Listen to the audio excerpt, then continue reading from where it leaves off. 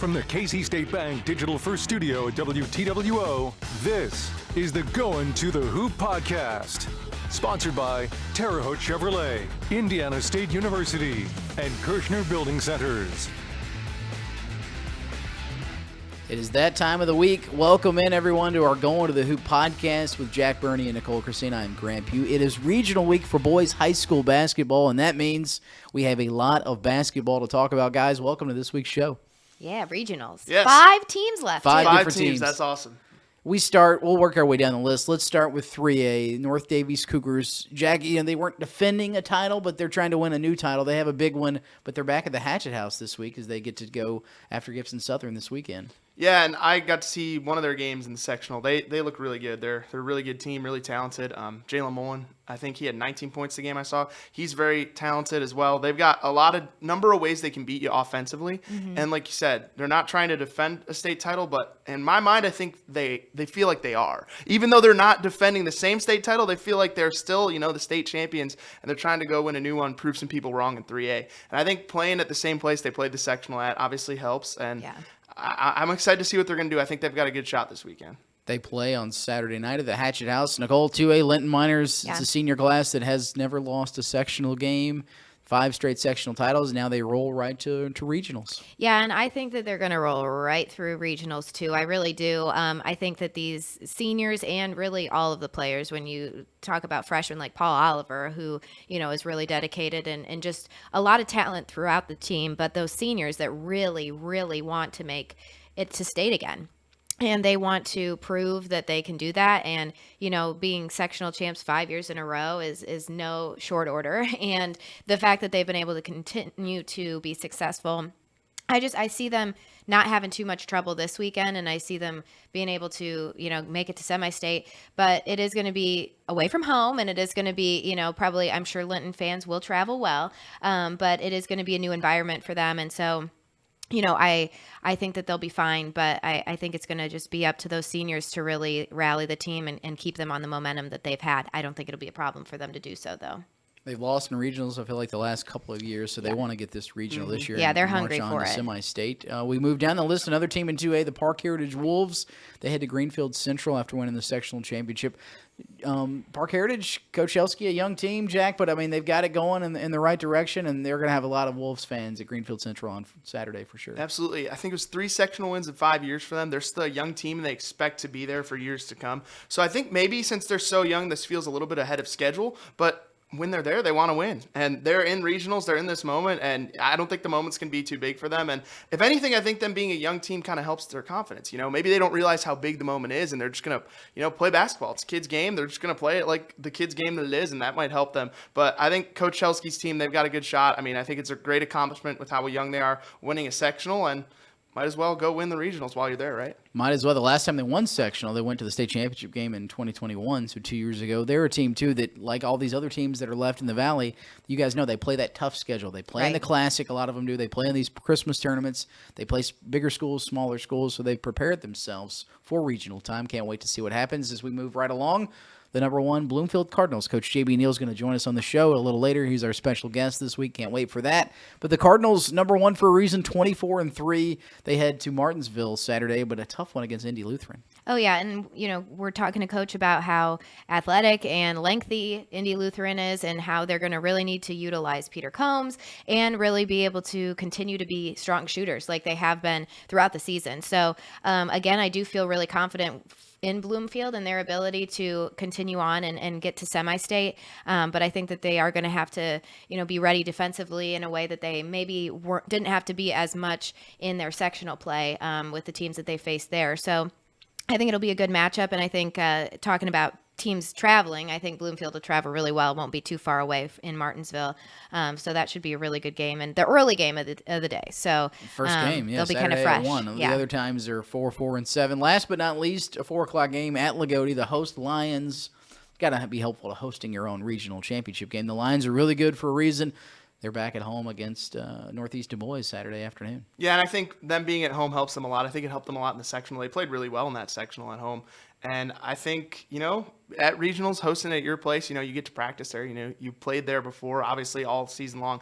I think that's a little bit of an advantage. A lot of people, I think it's more of an advantage than some people might think. So I think Lagode's got a good shot at home, especially in this regional. How sweet would it be to have all 5 teams win? We could have 5 teams coming on to that'd be Seminole State fantastic. next weekend.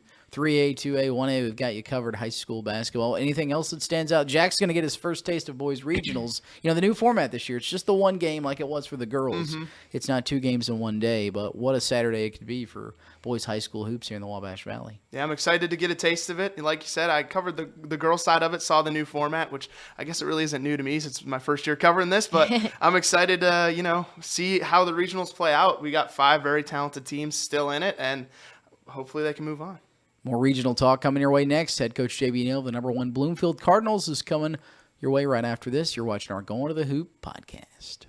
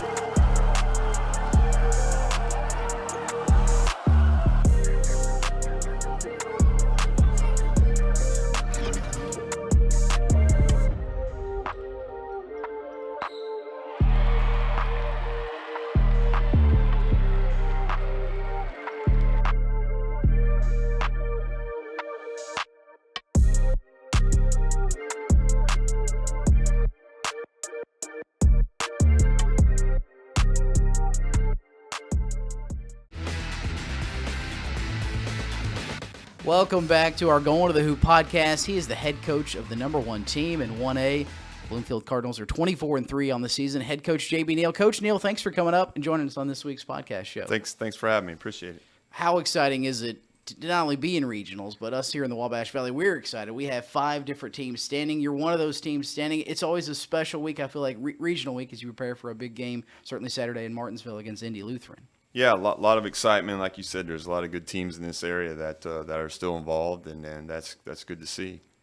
And we know that you guys are prepared for any opponent that you may need to face. You've got your game plan. But what is it about Indy Lutheran that maybe you guys have been focusing on, because this is somebody that isn't somebody you see all the time. It's kind of a new face. The first thing is getting back defensively. Yeah. They're very athletic. They like to get up and down the floor, which we do as well, but probably not as much as they do. They rely on turning you over, live ball turnovers. So, we're going to have to take care of the basketball there on Saturday to give ourselves a chance. But, very good team. We believe that our schedule has prepared us for teams like this. Our schedule is very tough. A lot of good teams on it. And, you start with the Wabash Valley tourney. And, we play athletic teams in that. And then just our regular season schedule, hopefully that's a good prep for us. Yeah, Coach, what were some of the things that impressed you most from your team's sectional performance in that win? I mean, those wins and what do you think that you can carry with you from those games into the next round? Well, I think, probably the Clay City game, we showed up ready to play, execute our game plan. And I don't care how good you are. Somebody's going to try to catch up with you and take something away. And, in WRV, they came out and, they were playing real a slow down type game and kind of got us off guard. I think our kids got sped up because they slowed down, if that makes sense. But we were able to finally get things going there and get a win. So that was probably good for us to experience that. Probably not going to see that Saturday at all. But I thought we found a way to win when, probably our leading scorer had 2 points and other kids stepped up. So it was a good confidence boost for them. And then obviously I thought we got back on track in the championship game. Guys had that edge about them on Saturday, and we played very well, shot the ball well. Winning in different styles is what any good team tends to do. You guys have done that all year long. That certainly feels like, has prepared you guys for this, hopefully a big tournament run coming up here, Coach. Yes, and that's what, our schedule does for us. You got to play multiple ways to win. And, everybody's not just going to let you show up and shoot open catch and shoot threes. So we've had to do that all year, and you're going to be, undersized at times, and we'll have that problem again Saturday. So, that's what I think our schedule does mostly for us, is prepare us for that.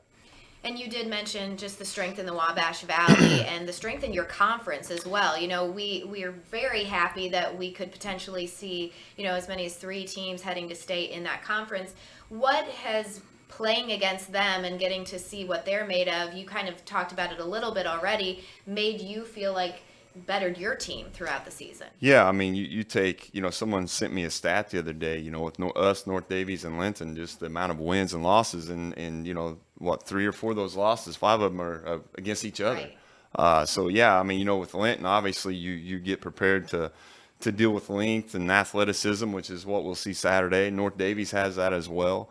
And then, 2 very good coaches they're going to show up with a game plan and take away your strengths. And that's prepares you. And then just the atmosphere. I mean, if you guys were at the North Davies game at our place, I mean, it was a good time high school basketball game in Indiana for sure. Coach, you touched on it a little bit already, but, big game Saturday, obviously, for regionals. Just what are some keys that you think are important for your team to, try and bring home a win? Well, I think senior leadership, there's nothing like seniors, and we've got 5 of them, and 4 of them play a lot of minutes. So, I think having that is very helpful, helps, and then the other guys that can fill in and play their roles. So I think that's important, just the atmosphere, and all these guys that went last year besides Blake Neill. He was there. He just didn't play. But, all these guys have been through it. We were dinged up last year, dealt with injuries all year, and just the game last year at Martinsville, we got in some foul trouble early and just played uphill, we felt like, the whole day. So hopefully those guys, they were there. They were on the floor. So hopefully that'll will settle in and help us. We know the support is going to be there. Bloomfield fans travel everywhere. What's it like to be at a prideful program? I noticed over the weekend a stat, you guys picked up your 200th postseason win. I think the only school currently in 1A that has 200 postseason wins. But take postseason aside, I feel like Bloomfield fans are going to show up regardless. Coach. Yeah, it's funny you say that. We just ran out of tickets, so I might get lynched and not even make it to the game on Saturday. But, I got to go Thursday and get more tickets. So, Sure. the community support, I mean, for basketball there at Bloomfield is unbelievable. I've talked to coaches at bigger schools and stuff, and, the crowds are down. But, at Bloomfield, our crowds, our home games this year have just been unreal. Our girls made a nice run there, and it was the same thing. We had a lot of fan support there, and now our boys are hopefully got that same opportunity. But, yeah, it's a lot of excitement, Spirit Weeks all week. The teachers, the kids love it. There's something going on all the time. So, it really adds to the day there at school. But, yeah, the community's been great. We sold 200 tickets in a day. So, Coach McBride told me, I told you should have got 300. I would have. Very impressive. Well, there are so many dynamic players on your team, and you said, you've got that senior leadership that you really need. We always go out on Friday nights with the goal that, you got to get a Peter Combs dunk, and you got to get a Joey Hart dunk. Those are 2 of the guys in the area that can do that consistently. Yes. What is it like to have a big like that in your program, and when you're going up against those other lengthy and athletic teams, to know you have a guy that's right there and can keep up with them? Yes, I mean, it's a game changer, and and I told my son, Blake Neill, before the season started, enjoy this year because you're going to have a big, and those don't come along very often. And Peter, I think those guys, our team does a good job of playing through each other. I mean, our shooters help Peter out, so everybody's not collapsing on him. And then when they do, he does a nice job of finding shooters. So they play well together, and that's a big key. When you can park some guys, on each side of him, then you got to make a choice. Are you going to double or are you going to stay at home? So it's been nice to have, and Peter's been a big reason why we've been able to compete with Bloomington South. they've got 2 of those. So it's been a big key for us, obviously, all year. He just changes the game. Coach, was there a moment or game this season where you kind of looked at your team and said, all right, we can be something special. We can go on a run here? Well, I think, after we went to Brownsburg and played Indianapolis North Central, I think that was kind of a wake-up call for a lot of guys on because we had some guys that I just didn't – they didn't look like they belonged out there. They didn't feel like they belonged. And, just the physicality and stuff. But probably from then on, that prepared us for the Wabash Valley. And then, we were able to, gut out a couple good games. The Terre Haute South game, I mean, I told my coaches whenever we got the intentional foul, I think we went down 4 or 5 points, and there's a little over a minute to go. I said the wheels just fell off the bus, and we found a way to get back in that and win it in overtime. Then tough game against Linton, which, they've beat everybody else in Indiana. So, but we grew from that and got better. And I think some kids realized, hey, here's what we're capable of. And I think Peter Combs got more consistent for us and realized he's 6'8" and he can control a game. So yeah, probably at that point on. Coach, we love talking about basketball. Basketball certainly consumes us all this time of the year, but tell us a little about Coach Neill off the basketball court. Certainly this time you're consumed with basketball, but kind of how you got into coaching. Certainly you've coached at several stops in the Wabash Valley. Tell us a little about yourself, Coach. Well, with 3 kids, 3 boys, I mean, they're involved in baseball, basketball in the off season, obviously. My oldest boy, he's in 4-H. I have 2 of them that are 4-H, so he's into the show pig circuit. So we hit that a little bit, and then with 4-H, so it's just busy, somebody has something every night and every weekend. A fun thing for us to kind of learn about what a game day looks like for you, and if you have any superstitions that you're willing to share. Sometimes people want to keep those pretty close to the belt, but is there anything that you do on a game day or don't do to ensure that you feel best when tip-off happens? I'm pretty low key. I just to be honest, I like to just be by myself a lot. I try to eliminate all the distractions and just, our coach's office, it's like down in a hole there underneath Glover Gym, and that's a good place to go hide and just kind of stay away from people till you have to go out. But I don't really have any. I mean, I'm a kind of do the same thing every day, go get to school early and go over the stuff and, go about my day. But no huge superstitious other than I put my left shoe on first every day. But okay, so we would say that you're a little stitious then. Little stitious. Yeah, I think I've done that just my whole life. But no, just then go after school. You go home and get ready, get your stuff, and head right back to school. Yeah. Absolutely. So any favorite post game meals or anything like that? The pressure's off. No, our parents, we always have a team meal if we travel. If we have a home game, we don't. But our parents always bring a nice spread there for us. It's usually different. We got one tonight. Peter Combs' dad's actually making grilled tenderloin, so wow. that's That'd a be great. favorite. He did it last year. It's you don't want to miss those. So What time will that be and where? 5:30 cafeteria after practice. He's doing that, and the kids really look forward to that. And that's the thing. We've been fed every night. Mill Street Pizza's bringing pizza Friday after practice. So, we may not be able to move Saturday, but we have ate well. So, we always do that, have the team meal, and kids, show up for that and get on the bus and go play. We have some new sponsors for the show, maybe, or at least we're coming down. We're going to stop the show to go eat now. Coach, I have to say is people like us, certainly in the business, we tend to have to dress up. We always appreciate, most of the times you're rocking the shirt and the tie, Coach. You don't see that all the time by coaches nowadays, but you go old school with a shirt and tie. We appreciate that. Yeah, it's kind of a dying thing, and I kind of look at it. My mentors, my coaches wore one. So, I think that has a little to do with me just continuing on to do that. I always thought, hey, it's game day whenever he had his suit on. And kind of a funny story to that, my youngest boy, Brooks, he wasn't very old. He's barely talking. And this is just how the connection goes with that. I had a funeral to go to, and I was coming out of the bathroom, and I had my shirt and tie on and grabbed my jacket, and he comes running in there, and he couldn't talk real plain. He goes, "We got a dame?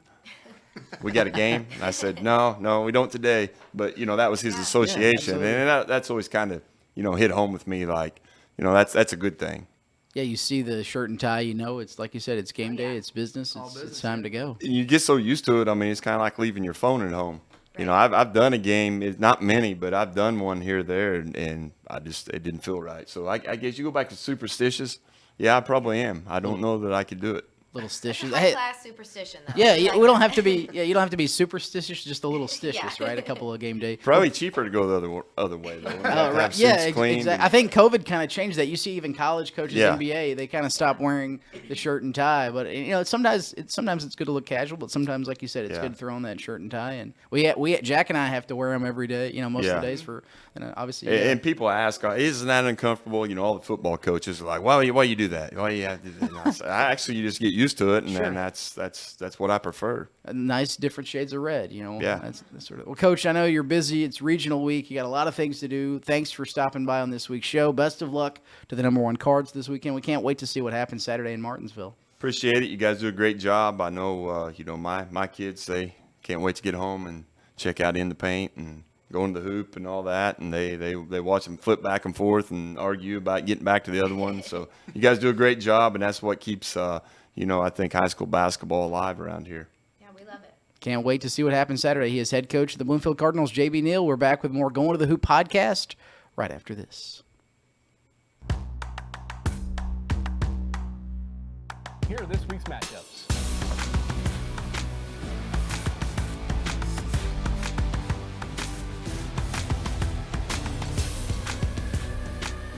Kirshner Building Center is proud to support local sports in the Wabash Valley.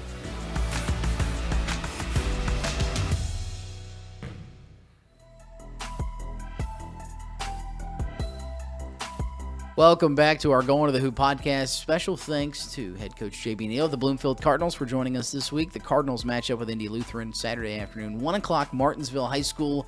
We can't wait for regional for boys high school basketball. But now it's time. We've got to talk some college basketball. Big Ten tourney happening as we speak. It's going to start up in a big way this weekend in Chicago. Indiana and Purdue both kind of feel like they have some work to do, guys, because Purdue's kind of on that bubble trying to get a 1 seed. Right. I think the Hoosiers right at the 4-3 mark, but certainly if IU could win a couple games this weekend like Purdue, they could advance their seed. Your guys' thoughts? Nicole, we'll start with you first on the Big Ten tourney with the Hoosiers. So, obviously, hoping that the Hoosiers are going to face the Boilermakers again in the championship. I was talking to you guys about that. That would be epic. But I do think that the way that IU and Purdue are situated and how it played out, I think that could very well happen, because unless there's some sort of upset, I think they're both positioned to be able to make it to that championship game, and that would be incredible.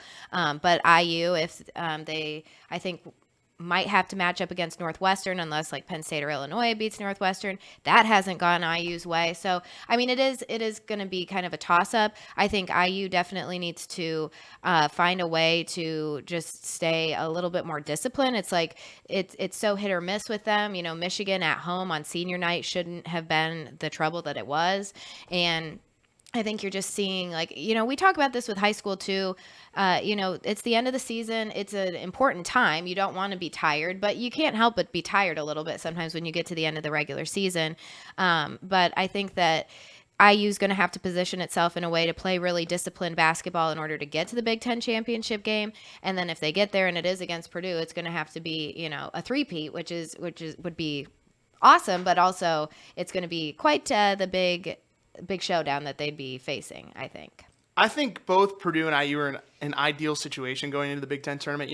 They're both locks for the NCAA tournament. They're both going to be top 4 seeds. But I think playing the level of competition they're going to get in this Big Ten tournament, because there's a lot of teams in the Big Ten that are going to go to the NCAA tournament. Right. I think 9 right now, but even you throw in Penn State and Michigan, who I don't think are projected to go to the tournament, but they're going to be fighting for their lives to try and get in on that bubble and try to win this tournament potentially. So I think playing that high level of competition before you get to the NCAA tournament just better prepares you for both Purdue and IU. So I think that's a good position for both of them. But I think there's not a whole lot of pressure on them to win this tournament, obviously, because they're both going to be in the NCAA tournament, both going to be one of the top 16 teams in the country, the top 4 seed. But I think Purdue wants that 1 seed.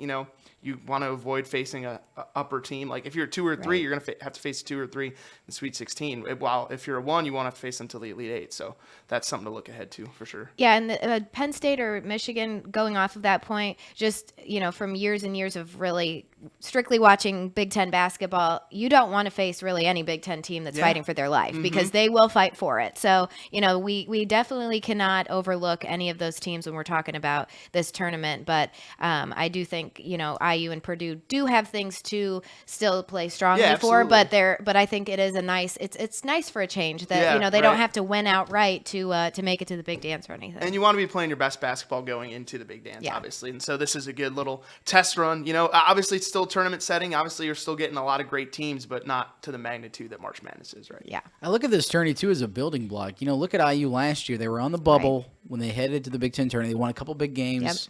Thursday, Friday, I think. I know they won a big one on Friday, and that kind of propelled them. They get the play-in game. They win that. Of course, they run into St. Mary's, but this is going to be a building block for a team, not just for this season, but for next season as well. These conference tourneys, like you said, teams are kind of fighting for their lives. Yeah, I think that you see programs like Northwestern who have had like a lot of really good wins. Like we were talking about the fact that they could have easily been a 2 seed, a 9 seed. They're kind of sitting in that weird setting, but they've had some strong wins this season. You look at teams like Illinois who have bounced back and forth throughout the season, and I agree with you, Grant. I think that this is a real confidence booster heading into next year for some of the younger players to be able to say, okay, yeah, maybe during the regular season, but during the Big Ten tournament at the end of the year, we were able to pull this out and really, show up, and maybe they do carry that momentum into the next years, especially the younger guys who can remember that as the last part of their season. Yeah, that's a good point. Like these teams, like these young teams, they don't make the NCAA tournament, but they're on that bubble. This is a good building block, like you guys said. And I think just showing that you can compete with these teams in the Big Ten tournament, like, Zach Edey, Trace Jackson Davis, those types of players, even if you lose to them, but you give them a game, that's good for next year, obviously, for all those teams. Yeah, good point, Grant. Well, thank you. You know what you're talking about, every don't now and you? then. Thank you. Well, speaking of that, Zach Edey, Player of the Year, Yes. Big Ten. We kind of knew that was coming. Only one guy didn't vote for him, I think, or one male or female. But Trace Jackson Davis and Edey both unanimous, all first team, all Big Ten. And well-deserved on both of their ends. I think, I think you look at Zach Edey as just like this. I mean, how was it not going to be Zach Edey? Obviously as an IU grad, I think TJD is incredible and he would have my vote, but also that would be a biased vote. It's Zach Edey is incredible. I can't wait to see how he matches up against programs in the NCAA tournament and just some of these teams that, they haven't been able to face or when they've been deep into the Big Ten. And, I will say this, during the tournament, I like to root for Big Ten teams. I like making our tournament and our conference look better. And so I will be rooting for Purdue to really show out in the NCAA tournament. You don't have to lie on the show. But no, I'm not going to. I mean, I don't want them to win it all. I don't want them to win it all, but I do like to root for Big Ten teams, including Purdue. Absolutely. It makes so our I'm jobs excited, more fun, too. Yeah, and so I'm excited to see what he's able to do. And, of course, shout out to Jalen Hood-Schifino winning Big Ten Freshman of the Year. So well-deserved.